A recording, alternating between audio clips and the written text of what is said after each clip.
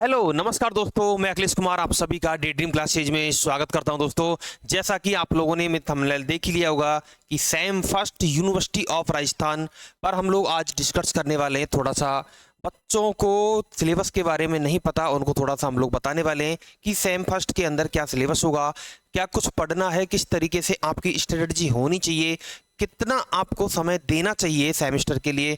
तो हम लोग विदाउट देरी के स्टार्ट करते हैं सैम फर्स्ट को।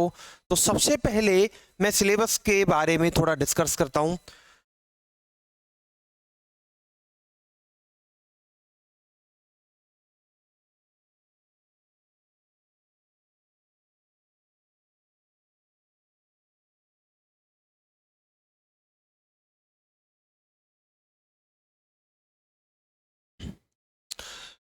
देखो, आपका जो यूनिवर्सिटी ऑफ राजस्थान का जो सैम फर्स्ट का सिलेबस है, उस सैम फर्स्ट के सिलेबस में आप लोगों को यहाँ पे दो बुक देखने को मिलती है।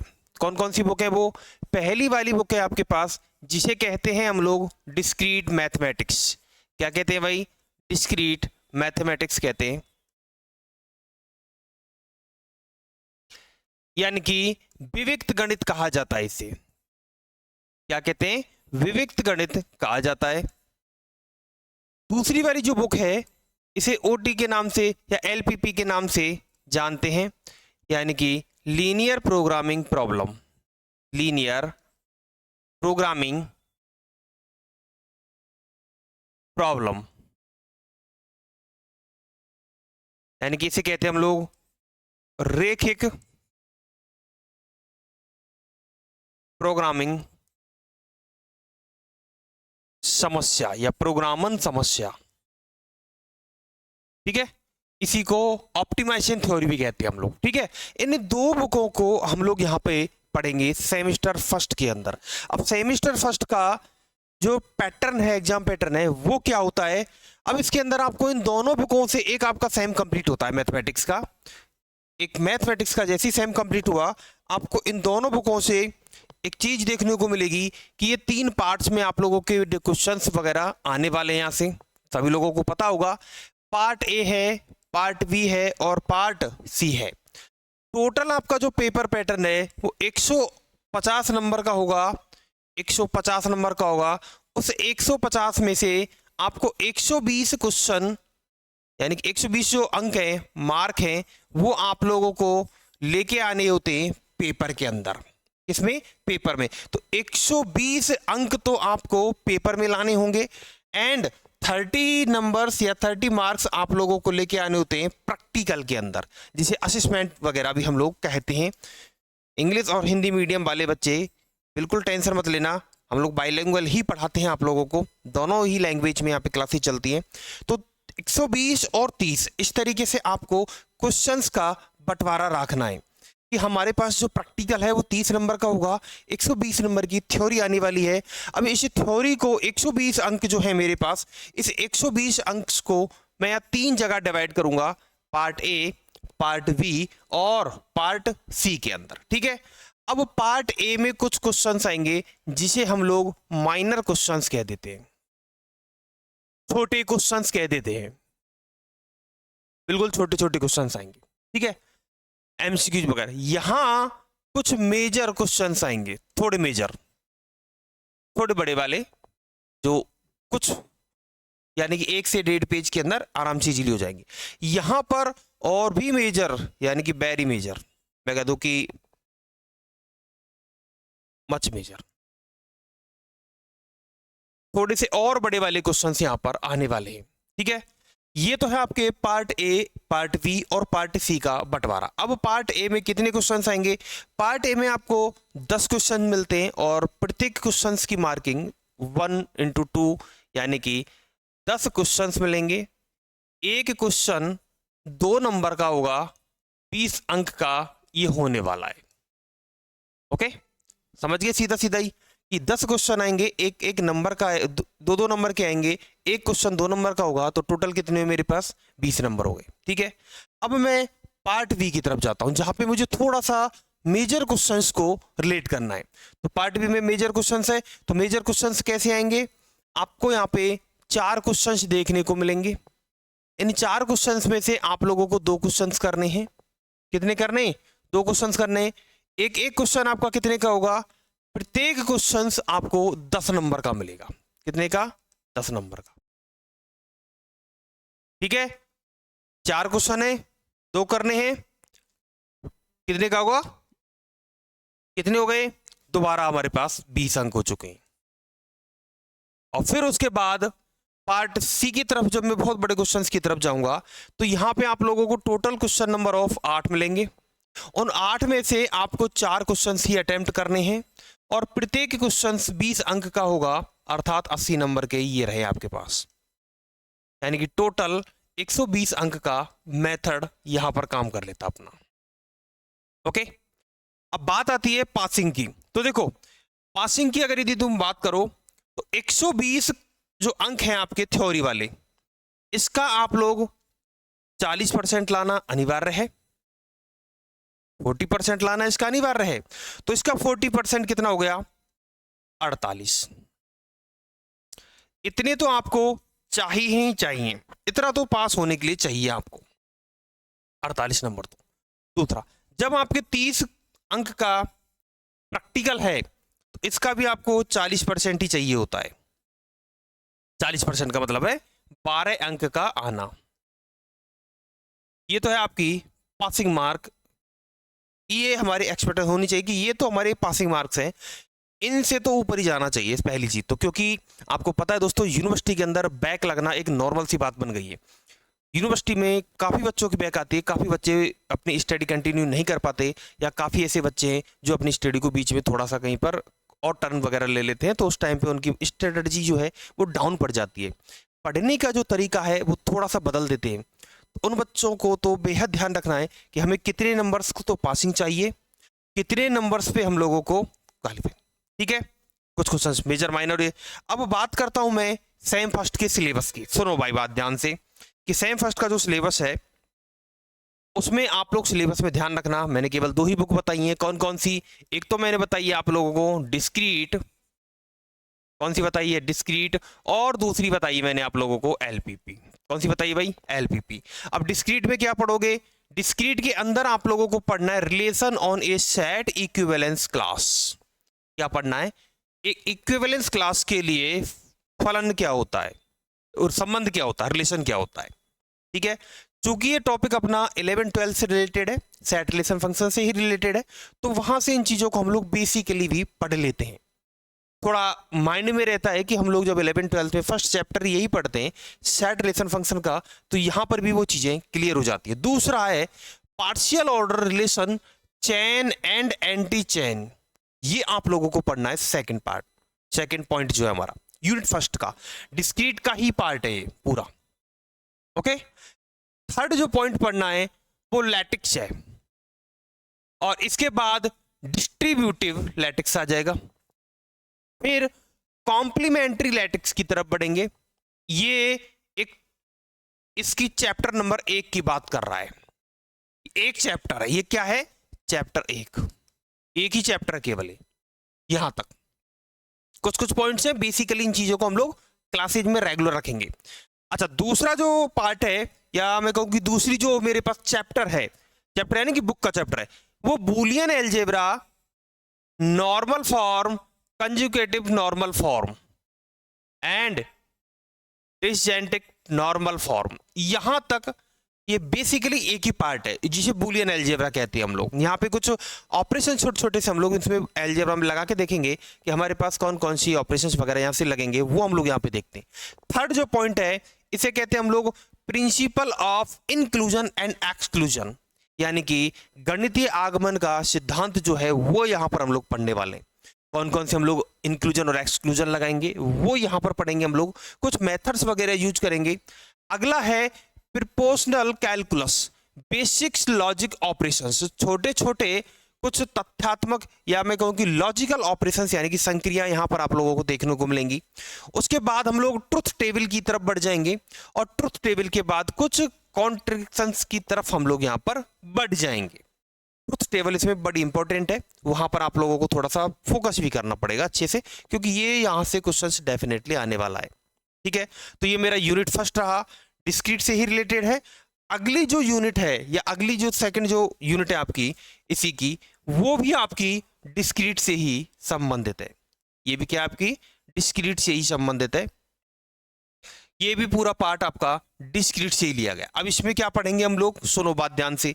पहला है discrete numeric function. Numeric function संख्यात्मक फलन जो है वो यहां पर हम लोग पढ़ने वाले हैं। दूसरा है जनरेटिंग फंक्शंस। अब ये चैप्टर नंबर नेक्स्ट शुरू हो चुका है आप लोगों का, यहां से चैप्टर नंबर नेक्स्ट शुरू हो चुका है। ओके, फिर पढ़ेंगे हम लोग रिकरांस रिलेशन, फिर linear recurrence relation with constant coefficient and their solution. Recurrence relation पढ़ेंगे, फिर हम लोग रेखिक रिकरांस रिलेशन पढ़ेंगे उनके कोफिशिएंट्स के साथ में। ठीक है, छोटा सा पार्ट है, ज्यादा बड़ा नहीं है, चिंता मत करो। टोटल सॉल्यूशन यहां पर पढ़ने वाले हैं। उसके बाद फिर हम लोग solution by the method of A generating function. Generating function का ही पूरा फॉर्मेट चल रहा है अभी हम लोगों ने जनरेटिंग फंक्शंस को नहीं छोड़ा है, हम जनरेटिंग फंक्शन ही पढ़ रहे हैं, जनक फलन ही पढ़ रहे हैं। क्या कहते हैं इसको, जनक फलन। तो ये पूरी यूनिट जो है वो आपकी जनक फलन पर आधारित है। और इसके बाद में हम लोग बढ़ जाएंगे बेसिक कंसेप्ट ऑफ ग्राफ की तरफ। यहां से हमारी ग्राफ थ्योरी शुरू हो जाती है, ग्राफ थ्योरी शुरू हो जाती है। फिर इन ग्राफ्स के टाइप्स कौन कौन से होंगे, यानी कि इनके प्रकार क्या होते हैं। फिर हम लोग बढ़ जाएंगे वॉक की तरफ, अर्थात वॉक जो, फिर पथ की तरफ बढ़ जाएंगे यानी कि पाथ, और फिर सर्किट यानी कि परिपथ की तरफ बढ़ जाएंगे हम लोग। फिर हम लोग शॉर्टेस्ट पाथ यानी कि न्यूनतम या लघुतम न्यूनतम पाथ की तरफ बढ़ जाएंगे। ओके, कुछ मेथड्स यहां पर हम लोग पढ़ने वाले हैं, कुछ टाइप्स यहां पर हम लोग पढ़ने वाले हैं। यहां एक छोटे से पॉइंट्स हैं, इनकी डेफिनेशंस और इनके अप्लाई करना किसी भी ग्राफ पे हम लोग कैसे पहचानेंगे, वो हम लोग यूनिट सेकंड के अंदर पढ़ेंगे। तो यूनिट सेकंड कहां से आई, डिस्क्रीट से। किससे रिलेटेड है, जनरेटिंग फंक्शन से। और क्या है, ग्राफ थ्योरी। क्या है, ग्राफ थ्योरी। अब मैं बढ़ता हूं यूनिट थर्ड की तरफ। ये लो जी, जिन बच्चों ने क्लासेज अभी तक ज्वाइन नहीं किए हैं वो बच्चे क्लासेज ज्वाइन कर सकते हैं। डे ड्रीम क्लासेज पे आप सभी का बिल्कुल, बच्चे जल्दी से जल्दी ज्वाइन कर लीजिए। आपकी क्लासेज ऑन हो चुकी है, ऑफलाइन ऑनलाइन दोनों क्लासेज रेगुलर ऑन हो चुकी है आप लोगों की। तो चिंता मत कीजिए, बेधड़क होकर अपनी पढ़ाई को कंटिन्यू रखिए। ठीक है, चलिए मैं यूनिट थर्ड की तरफ बढ़ता हूं। यूनिट थर्ड में क्या पढ़ेंगे, प्लेनर ग्राफ पढ़ना है हम लोगों को। प्लेनर ग्राफ्स के साथ, अभी ग्राफ के रूप चल रहे हैं हमारे पास में, थोड़ा स्टैंडर्ड बढ़ गया हमारा, और ग्राफ्स को हम लोग थोड़ा डीपली पढ़ेंगे अब। फिर ऑपरेशंस ऑन ग्राफ्स यानी कि कुछ संक्रियाएं हम लोग यहां पर लगाने वाले हैं ग्राफ्स के अंदर, जिसमें कौन कौन सी होंगी, यूनियन होगी, जॉइंट होगी और प्रोडक्ट होगी। यानी कि यूनियन होगी, जॉइंट भी होगी और प्रोडक्ट भी होगी। ठीक है, जॉइंट का मतलब है प्लस का होना। कुछ ग्राफ्स को, दो ग्राफों का यूनियन क्या होता है, दो ग्राफों का जॉइंट क्या होता है, दो ग्राफों का मल्टीपल या प्रोडक्ट क्या होता है, वो हम लोग यहां पे पढ़ेंगे तीन बेसिक फॉर्मेट में। फिर हम लोग मैट्रिक्स रिप्रेजेंटेशन ऑफ ग्राफ्स की तरफ बढ़ जाएंगे कि किसी भी ग्राफ के मैट्रिक्स रिप्रेजेंटेशन हम लोग कैसे देंगे। फिर एडजेक्टेंसी मैट्रिक्स की तरफ बढ़ जाएंगे और उसके बाद इंसिडेंस मैट्रिक्स की तरफ बढ़ जाएंगे। ठीक है, तो ये मैट्रिक्स की थोड़े अपडेट टाइप्स हैं, वहां पे काफी सारे ग्राफ्स आप लोगों को बेसिकली एक लाइंस के द्वारा या डेफिनेशंस के द्वारा मिल जाएंगे, बट मैं आप लोगों को यहाँ बिल्कुल डीप से करवाऊंगा, एक एक चीज को क्लियर करूंगा यहाँ पे। अगला है हैमिल्टोनियन एंड आयलर ग्राफ्स। ये दो ग्राफ्स के और टाइप्स हैं। अब ये एक पार्ट हो जाता, मतलब एक चैप्टर हो जाता है यहां से और यहां तक का। ओके, अब दूसरा जो चैप्टर है, ये ग्राफ था यूनिट सेकंड का थोड़ा सा और यूनिट थर्ड का थोड़ा सा। अब मेरे पास ग्राफ का एक नेक्स्ट अपडेट थोड़ा सा हो जाता है, जिसे कहते हैं हम लोग ट्री या वृक्ष कहते हैं। क्या कहते हैं, वृक्ष। तो ये वाला जो पार्ट है वो वृक्ष से रिलेटेड है, ट्री से रिलेटेड है ट्री ग्राफ का ही थोड़ा सा अपडेट वर्जन। जैसा आप लोग देखते हो अपने मोबाइल वगैरह अपडेट हो जाते हैं, तो ये अपडेट है थोड़ा सा बस केवल। ट्री पढ़ेंगे, ट्री के बाद स्पैनिंग ट्री पढ़ेंगे, फिर मिनिमम स्पैनिंग ट्री पढ़ने वाले हैं। फिर हम लोग डिस्टेंस की तरफ बढ़ जाएंगे, डिस्टेंस बिटवीन वर्टेक्स। वर्टेक्स का मतलब होता है शीर्ष का होना, शीर्ष से दूरी। फिर हम लोग सेंटर ऑफ ट्री यानी कि केंद्र की तरफ बढ़ जाएंगे, केंद्र और शीर्ष। ठीक है। और उसके बाद फिर हम लोग बाइनरी ट्री की तरफ बढ़ जाएंगे, यानी कि द्विचर जो है मेरे पास बाइनरी, उसकी तरफ बढ़ेंगे, फिर रूट्स ट्री की तरफ बढ़ जाएंगे। तो और हमारा यहाँ पर ये ट्री वाला पार्ट कंप्लीट होता है। तो ये मेरे पास क्या है, चैप्टर नंबर नेक्स्ट। ओके, ये भी डिस्क्रीट का ही भाग है, ऐसा नहीं है कि भाई डिस्क्रीट का भाग नहीं, ये भी डिस्क्रीट का ही भाग है। डिस्क्रीट में से टोटल मेरे पास 3 यूनिट आ चुकी है। कितनी यूनिट आ चुकी हैं? 3 यूनिट आ चुकी हैं। 3 यूनिट मेरे पास डिस्क्रीट से आने वाली हैं, डिस्क्रीट से आने वाली हैं। एक यूनिट मेरे पास कहां से आएगी, वो मैंने अभी बताया था आप लोगों को कि ये मेरे पास एलपीपी ऑप्टिमाइजेशन थ्योरी की जो बुक है, शॉर्ट फॉर्म हम लोग एलपीपी बोल देते हैं, लीनियर प्रोग्रामिंग प्रॉब्लम। ओके, चलिए अगला बढ़ता हूं मैं आगे। यूनिट जो फोर्थ है मेरी, इस यूनिट फोर्थ की तरफ बढ़ता हूं मैं। और यूनिट फोर्थ अब मेरी किससे रिलेटेड होने वाली है? एलपीपी से, अर्थात लीनियर प्रोग्रामिंग प्रॉब्लम से होने वाली है। सुनो बात, इसमें क्या पढ़ेंगे?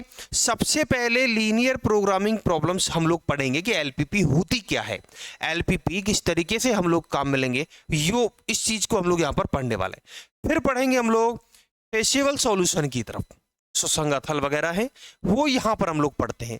फिर basic feasible solution and basic feasible solution, ये 2 टाइम्स। ओके, उसके बाद सम बेसिक्स प्रॉपर्टीज, यानी कि कुछ गुणधर्म आएंगे। तो यहां पर क्या है, एक तो सुसंगत हल पढ़ेंगे हम लोग, यहां पर सुसंगत हल पढ़ेंगे। उसके बाद कुछ मेरे पास में क्या होंगे, बेसिक यानी कि सामान्य गुणधर्म होंगे। सामान्य क्या होंगे? गुणधर्म होंगे, ये हम लोग यहां पर पढ़ने वाले हैं। और उनकी थ्योरम्स ऑन कॉन्वेक्स सेट, यानी कि कॉन्वेक्स सेट पर उनकी जो प्रमेय आधारित हैं वो कौन कौन सी हैं। ओके, ये हम लोग यहाँ पे पढ़ेंगे।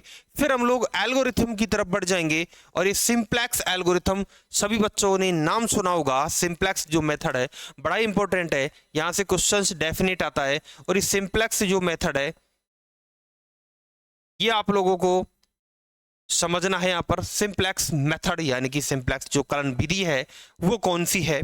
उसके बाद ट्रांसपोर्टेशन प्रॉब्लम, अर्थात जो मेरे पास परिवहन समस्याएं हैं, परिवहन समस्याएं हैं वो कौन कौन सी हैं वो हम लोग यहाँ पर पढ़ेंगे। फिर असेसमेंट्स प्रॉब्लम्स यहाँ पर पढ़ने वाले हैं, यानी कि आग निगतन समस्याएं, आग हो या निगतन समस्याएं, ये हम लोग यहाँ पर पढ़ने वाले हैं। ओके, तो अब आप लोगों को थोड़ा बेसिकली अपने सिलेबस को लेकर थोड़ा पता लग गया होगा कि हमारे पास में जो सिलेबस है वो क्या है, और सिलेबस को हमें किस तरीके से पढ़ना है, किस तरीके से स्ट्रेटजी बनानी है। अब वो बात सुनो, थोड़ा सा अपने टाइम को मैनेज करो, कुछ टाइम्स आप लोग पढ़ने के लिए निकालो, है ना। एक्स्ट्रा टाइम जो है आपका बचा हुआ उसको पढ़ने की तरफ रुझान डाल दो। आपके यूनिवर्सिटी के सेमेस्टर के फॉर्म चल रहे हैं, आप लोगों को पता होगा कि आप लोगों के जो सेमेस्टर के फॉर्म है वो लगभग अक्टूबर के लास्ट में और नवंबर के फर्स्ट में स्टार्ट हो जाते हैं, सेम फर्स्ट वाले बच्चों के। तो अभी चल रहे हैं स्टार्ट नवंबर, यानी कि फर्स्ट वीक ऑफ नवंबर तक आप लोगों के जो यूनिवर्सिटी फॉर्म है वो चलने वाले हैं।